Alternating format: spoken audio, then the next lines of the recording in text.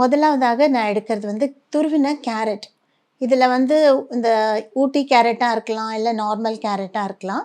ஆனா நல்ல ஃப்ரெஷ் கேரட்டா எடுத்துக்கிறது நல்லது. ஸோ அத எடுத்து கொஞ்சம் துருவி எடுத்து வச்சிருக்கேன் ஒரு அளவு. ஸோ இதே அளவு நான் வந்து ஆல்மண்ட் ஆயில், அந்த பாதாம் ஆயில் எடுத்திருக்கேன். அதே அளவு கோகனட் ஆயில்.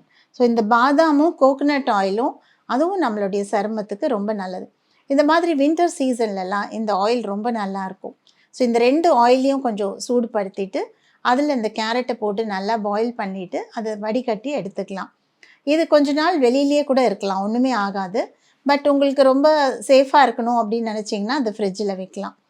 இத பாயில் பண்ணி எடுத்த இந்த இத நம்ம கொஞ்சம் ஆற வச்சுட்டு, அதில தேன் கலந்து கூட முகத்துக்கு யூஸ் பண்ணலாம். ஒரு பேக் மாதிரி கூட யூஸ் பண்ணலாம். மசாஜ்க்கு வந்து யூஸ் பண்ணலாம். ரொம்ப நல்லது. நம்மளுடைய முகத்துக்கான ஸ்கின் சாஃப்ட்னிங் மசாஜுக்கு இத யூஸ் பண்ணலாம். சின்ன குழந்தைங்களுக்கு கூட இந்த கேரட் ஆயில யூஸ் பண்ணலாம். ஸோ அது மாரி பார்க்கும்போது எல்லாருக்குமே இது ரொம்ப நல்லாயிருக்கும்.